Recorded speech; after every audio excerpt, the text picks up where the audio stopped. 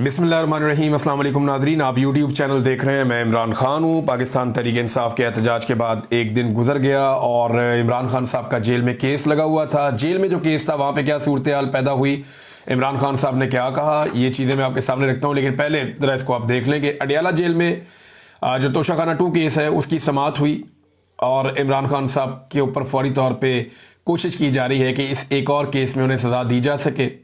इमरान खान के वकला और अहले खाना को समाअत तक रसाई देने की दरख्वास्त की गई कि जनाब वकील थे आन दो।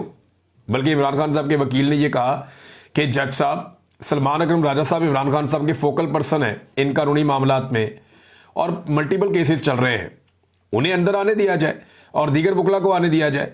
तो एक तो इमरान खान साहब के वकला और अहले खाना को समाअत तक रसाई देने की दरख्वास्त दी गई, जिस पर जज शाहरुख अर्जुमन ने जेल के बाहर मौजूद उस्मा खान को कमरा अदालत में बुलाया। इमरान खान के वकला सफाई सलमान सफदर और कौसीन मुफ्ती अदालत में पेश हुए।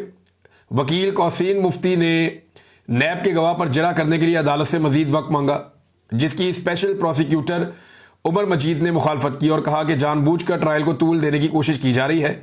इमरान खान की बहन कमरा अदालत में आ चुकी हैं, अब भी गवाह पर जरा नहीं की जा रही।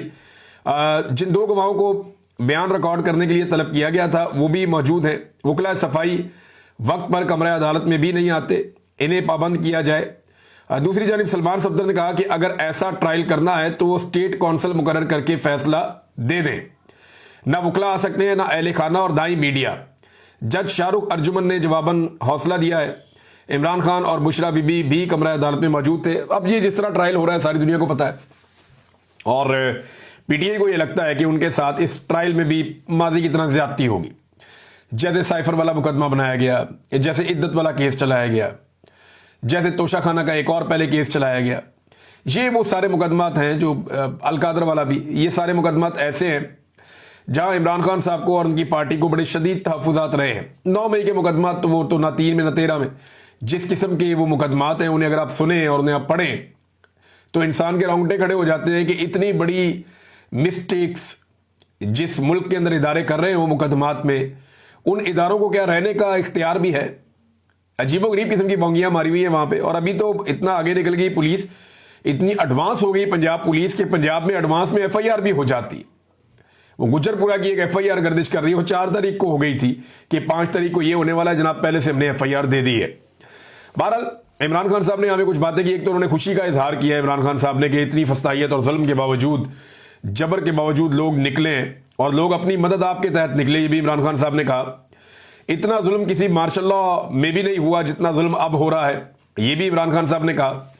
दूसरा, इमरान खान साहब ने नई हिकमत अमली मुतारफ करवाई है, जिसे पाकिस्तान तहरीक इंसाफ के लोग, स्पेशली वो न्याजी साहब जो अहमद न्याजी साहब, वो भी ये कह रहे थे कि इमरान खान का हुक्म आया है कि अब स्मार्ट एहतजाज करना है। ये स्मार्ट एहतजाज क्या होता है?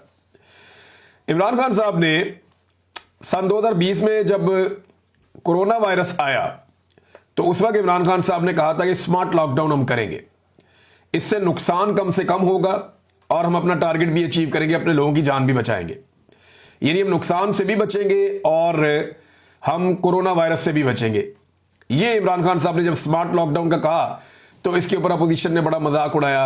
एस्टेब्लिशमेंट ने सहाफ़ियों को बुला बुला कर कहा कि हमारा वजीर आज़म शायद अजीब अजीब हरकतें कर रहा है, आप जनाब इमरान खान को समझाएं। एस्टेब्लिशमेंट कहती थी सहाफ़ियों को कि इमरान खान को जाकर कायल करो कि वो पूरे मुल्क के अंदर लॉकडाउन लगा दे। सहाफ़ी जाकर इमरान खान साहब से कहते थे कि जनाब आप पूरे मुल्क में लॉकडाउन लगा दे।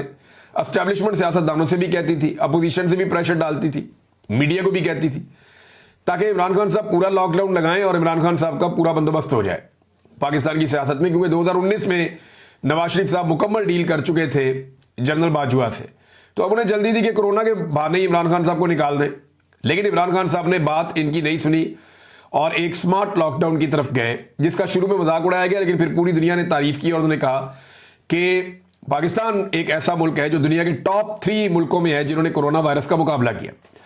अब आजकल कुछ सहाफ़ी और कुछ दीगर लोग जो है इमरान खान साहब के उस दौर में जब कोरोना वायरस आया हुआ था, एक अखबार की कटिंग निकाल कर लगाते हैं जिसपे इमरान खान साहब ने कहा था कि जो लोग जलसे जुलूसों के लिए कुर्सियां वगैरह देंगे उनकी चीजें, उनका सामान जब्त किया जाएगा।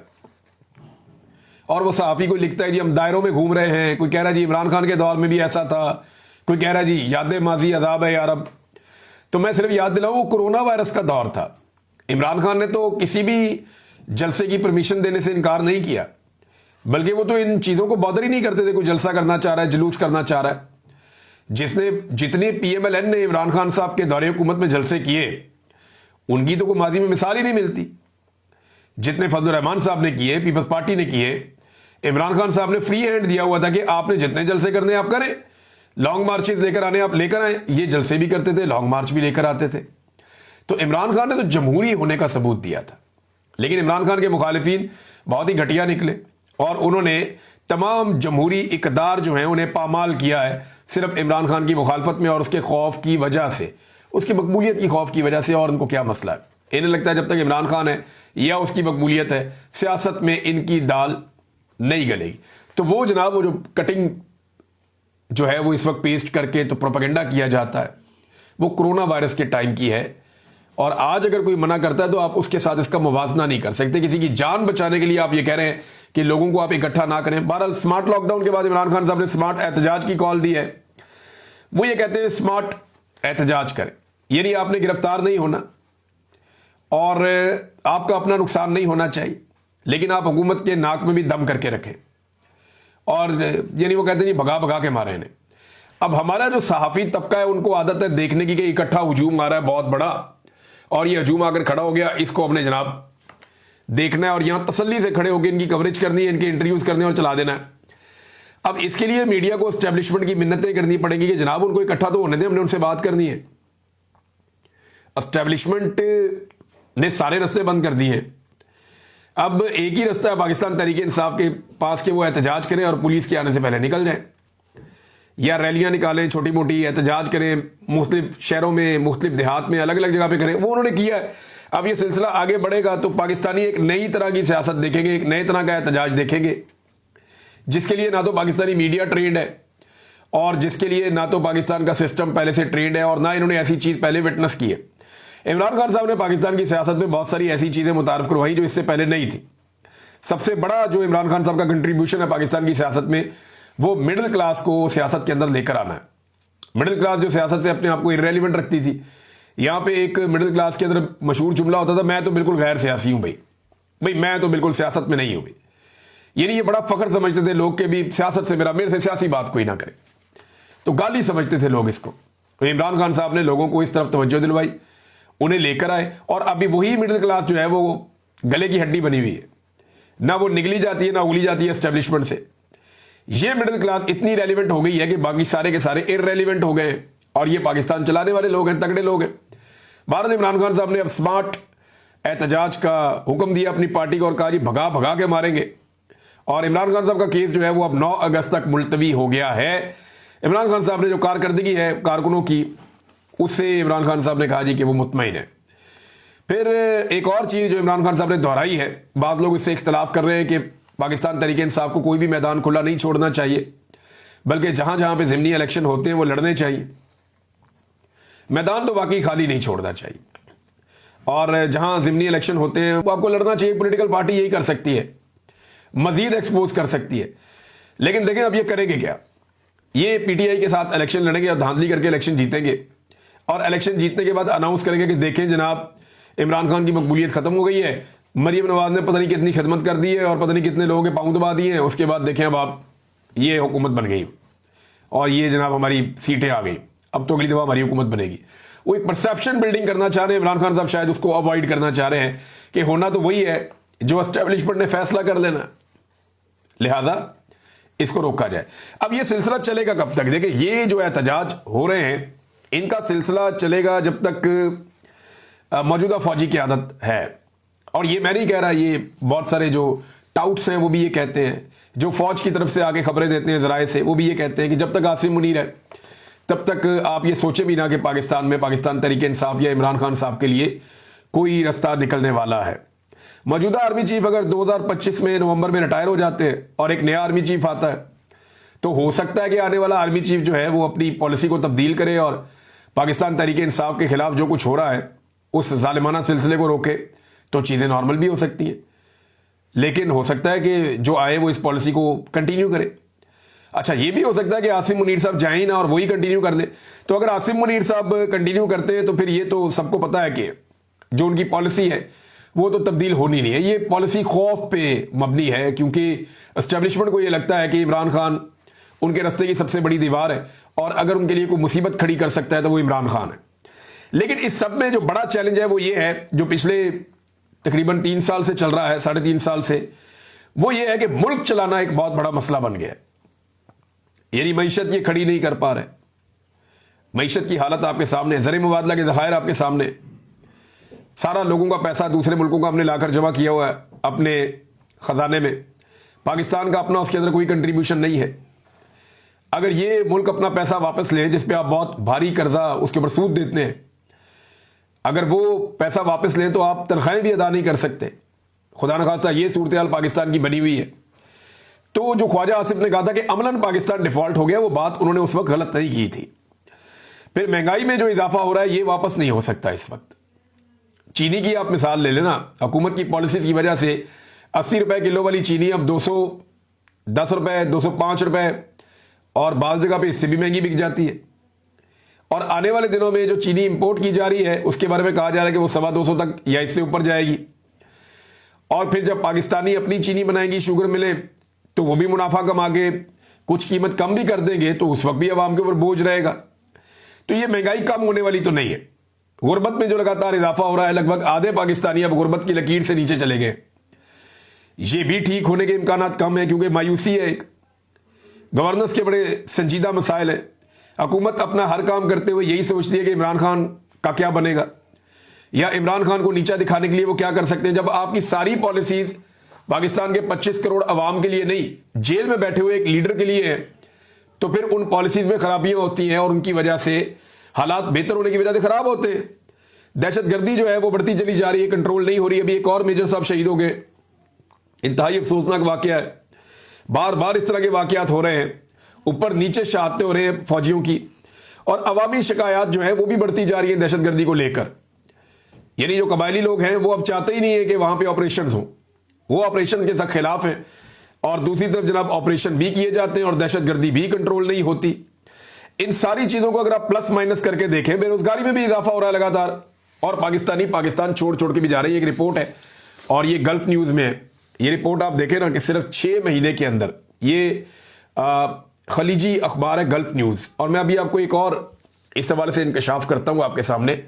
मुझे बड़ी इंपॉर्टेंट एक बात पता चली है कि जो अरब ममालिक हैं उन्होंने पाकिस्तानियों के वीज़ाज क्यों बंद किए हुए हैं, ये मैं आपको भी बताऊंगा।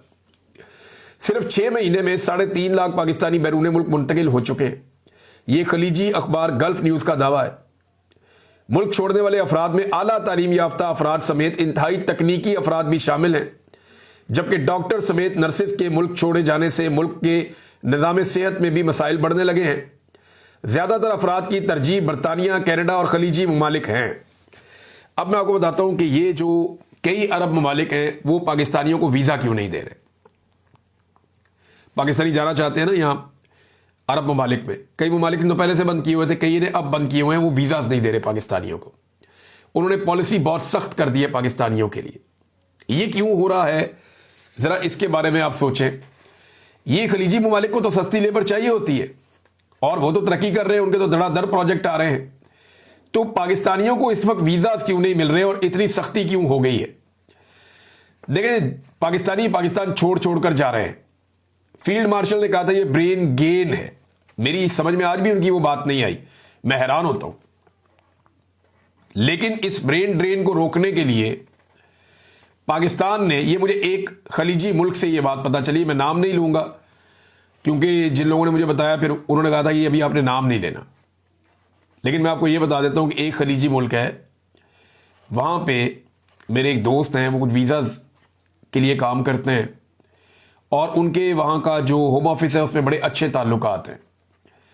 तो उन्होंने मुझे ये बात 2 दिन पहले बताई और उन्होंने कहा जनाब के, मैंने उनसे पूछा कि आप पाकिस्तानियों पे इतनी पाबंदी क्यों लगा रहे हैं, इंडियंस पे, बांग्लादेशियों पे उस तरह से नहीं है मामला जिस तरह पाकिस्तान के लिए है, तो पाकिस्तानियों से तो आपका बड़ा प्यार है। तो उन्होंने कहा जी हम जो पाबंदी लगाते हैं ना या लोगों को अपने मुल्क में आने से रोकते हैं, ये पाकिस्तानी हुकूमत की दरख्वास्त पे रोकते हैं।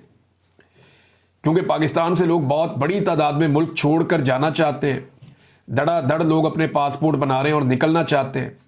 लिहाजा पाकिस्तानी गवर्नमेंट ने दरख्वास्त की हुई है कि ब्रेकें लगवाएं, हमारे लोग बहुत तेज़ी से पाकिस्तान को छोड़कर जाना चाहते हैं और छोड़कर जा रहे हैं। अब जो यूरोप है और बरतानिया है, वहाँ पे वीज़ा मिलना बहुत मुश्किल है, सबको मिल नहीं सकता। तो उसके लिए लोगों को बहुत सारे पैसे भी खर्च करने पड़ते हैं। लोग अपने घर बार बेच के, ज़मीनें बेच के, अपनी जायदाद बेच कर लोग यूरोप और अमेरिका और बरतानिया इस साइड पे जा रहे हैं। अब ये सारी चीज़ें अगर आप प्लस माइनस करें तो हुकूमत की आप पॉलिसी देखें कि एक तो पाकिस्तान में लोगों के सारे मौके उन्होंने ज़ाया कर दिए। पाकिस्तान में आप काम कर नहीं सकते, सरमायाकारी कर नहीं सकते, हालात इन्होंने मुश्किल कर दिए जीने के। लॉ एंड ऑर्डर ही कोई नहीं, आपका पैसा महफूज नहीं अगर आप वहाँ पे लगाएंगे तो। सिर्फ माफिया वहाँ पे कामयाब हो सकता है। और दूसरा, जब आप पाकिस्तान से बाहर जाना चाहते हैं तो सरकार आपके लिए रास्ता रोकती है। तो ये चीज़ें इस वक्त हो रही हैं। नाज़रीन, हमारे एक दोस्त हैं सहाफ़ी सरदार हमजा मान, उनके घर के मनाज़िर में देख रहा था कि उनके घर को तोड़ दिया जनाब पुलिस ने घर में घुसकर। और बड़ी अफसोसनाक बात है, यानी इस मुल्क में ऐसा लगता है कि सहाफ़त करना ही अब एक जुर्म बन गया है। अगर हुक्मरानों को आपकी बात पसंद नहीं है तो वो आपका घर भी तोड़ सकते हैं, मुकदमा भी दर्ज कर। अगर आपको लगता है कि उनकी सहाफ़त में कोई प्रॉब्लम है, कोई ऐसी बात उन्होंने की है जो गलत है या किसी कानून के ज़ुमरे में आती है, आप FIR कर सकते हैं, आप बुलाकर पूछ सकते हैं। आप घर पे धावा बोलकर आप घर को तो नहीं तोड़ सकते ना। अब ये तस्वीर शेयर की हुई है राय साकिब साहब ने, मुझे बड़ी तकलीफ हो रही थी। इससे पहले यानी कभी ऐसा नहीं होता था, सहाफ़ियों पे ज़्यादा से ज़्यादा कोई इंक्वायरी लग जाती थी, कोई शोकाद आ जाता था इदारे की जानिब से, या कोई चले मैक्सिमम FIR हो जाती थी। अब तो कत्ल कर देते हैं, गायब कर देते हैं, घर बार तोड़ देते हैं, घर वालों को उठा लेते हैं, उन पर तशद्दुद करते हैं। यानी इतनी फस्तायत तो हमने कभी डिक्टेटरशिप के दौर में भी नहीं देखी थी, जो अब हम देख रहे हैं पाकिस्तान में, बदकिस्मती से। नाज़रीन, एक डेवलपमेंट और हुई आज के दिन में, वो पाकिस्तान तहरीक इंसाफ के अरकान पार्लियामेंट ने सुप्रीम कोर्ट तक एक एहतजाजी मार्च किया। इनके हाथों में जो है वो इन्होंने प्ले कार्ड उठाए हुए थे और उस पर इमरान खान के हक में नारे लगा रहे थे, और साथ जो ज़्यादती और जुल्म हो रहा है पाकिस्तान में उसके खिलाफ आवाज़ उठा रहे थे। तो पाकिस्तान तहरीक इंसाफ को इस किस्म की एक्टिविटीज़ रेगुलर बेसिस पे करनी पड़ेंगी, और रोज़ाना वो करेंगे तो एक इम्पैक्ट क्रिएट होगा, वरना एक एक करके सारे MNAs तो वैसे ही ख़त्म हो जाएंगे। ये 9 मई के केसेस में, 26 नवंबर के केसेस में एक एक करके सबको सजा देंगे, इलेक्शन कमीशन नायल करेगा और सब पे आके PMLN के लोग बैठ जाएंगे। बज़ाहिर जो दिखाई दे रहा है वो ऐसे ही है। मुस्तफ़ा नवाज खोखर साहब, जिनका पाकिस्तान तहरीक इंसाफ से कोई ताल्लुक नहीं है, लेकिन उन्होंने भी एक चीज़ का एतराफ़ किया, उन्होंने स्टेटमेंट दिया, इसमें कोई शक नहीं कि इमरान खान इस मुल्क का पॉपुलर तरीन लीडर है। अगर कल इलेक्शन हो जाएं तो 8 फरवरी से ज़्यादा वोट उन्हें मिलेंगे, और हो सकता है कि इस दफ़ा उन्हें 3/4 अक्सरियत भी मिल जाए। 2/3 तो दूर की बात है, यानी हर 4 में से 3 लोग उन्हें वोट डाल दें। इतना ताकतवर इमरान खान साहब हो चुका है। और ये वो लोग कह रहे हैं जो इमरान खान की पार्टी में नहीं है। यानी अगर आप कह सकते हैं कोई न्यूट्रल बात करता है तो उनमें एक आदमी मुस्तफ़ा नवाज खोखर भी है। मुस्तफ़ा नवाज खोखर का ये कहना, ये बड़ी इंपॉर्टेंट बात है, वो ग्राउंड पे देख रहे हैं पब्लिक क्या कह रही है और मामलात किस तरफ को चल रहे हैं। मियाँ आबाद फ़ारूक ने एक क्लेम किया उनके सोशल मीडिया पे, क्योंकि उनके भाई मियाँ शहजाद फ़ारूक को गिरफ्तार किया गया था। अब उन्होंने ये इतला दी है कि कल रात 5 अगस्त को थाना लोअर माल से SP सिटी ने मियाँ शहजाद फ़ारूक को मिलिट्री इंटेलिजेंस के हवाले कर दिया है। थाने के अंदर दीगर साथियों ने भी इस बात की तस्दीक कर दी है। अब ये आप देखें जनाब, ये चल रहा है, एजेंसियों की सियासत में मुदाखलत, और उसके ऊपर खुली खुली लोग बात कर रहे हैं। एजेंसियों की मुदाखलत तो ऐसे है कि आपने देखा पीछे सेनेट का इलेक्शन हुआ और उसके बाद मिर्ज़ा अफरीदी साहब जो हैं वो सेनेटर बन गए। अब मिर्ज़ा अफरीदी साहब भी कल के एहतजाज में आए हुए थे। जो गंडापुर साहब के साथ हुआ वो तो मैंने आपको बताया पिछले वीलॉग में, लेकिन मिर्ज़ा अफरीदी साहब के चंद मनाजिर मैंने देखे और फिर मुझे पाकिस्तानी कौम पे तरस भी आया और इन सरमायादारों पे मुझे दोबारा से गुस्सा भी आया। यानी जिस तरीके से ये आदमी लोगों के मुंह पे बिस्किट मार रहा था ना ऊपर से, यानी अगर आप लोगों को बिस्किट देना चाहते हैं, नीचे भूखे लोग हैं, वो सुबह से रैली में चल रहे हैं, तो आप वो जो ट्रे है बिस्किट वाली वो नीचे भिजवा दें, लोग ले लेंगे और खा लेंगे। ये ऊपर से बिस्किट पकड़ के ऐसे भी नहीं, ऐसे फेंक रहा था, ऐसे लोगों को मार रहा था। Is this the way? ये कोई तरीका है? ये इंसानों को कीड़े मकोड़े समझते हैं।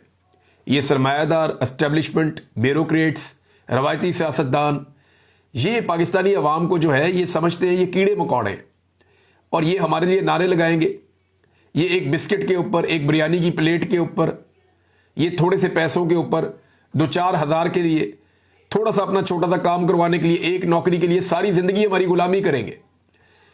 पाकिस्तानी मालिक हैं इस मुल्क के, पाकिस्तानियों को ये बात समझनी पड़ेगी।